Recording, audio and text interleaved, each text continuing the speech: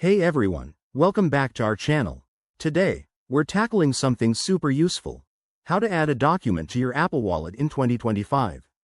With Apple's latest updates, managing your digital IDs, boarding passes, and even event tickets has never been easier or more secure. Whether you're preparing for travel or just organizing your everyday essentials, this step-by-step guide will get you up and running in no time.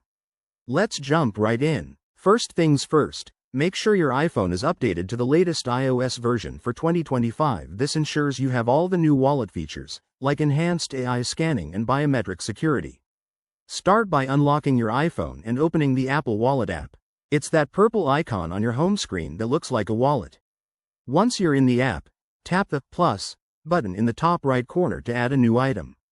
You'll see options like ID, boarding pass, or other documents. Select the type of document you want to add. For example, if it's a driver's license, choose ID. Next, the app will prompt you to scan the document using your camera. Position your iPhone steadily over the document, and let the AI do its magic. It automatically detects edges and captures the details. After scanning, you'll need to verify the information. Double-check the details on screen, and if everything looks good, tap Confirm. For added security in 2025, you might be asked to authenticate with Face ID or Touch ID. Once verified, your document will be securely added to your wallet.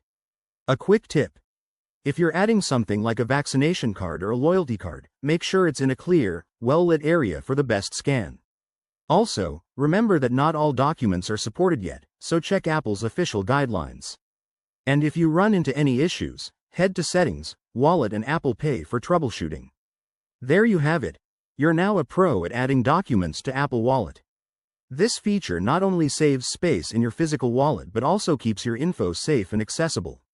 If you found this helpful, give it a thumbs up, subscribe for more tech tips, and let us know in the comments what else you'd like to learn. Thanks for watching, and see you in the next video.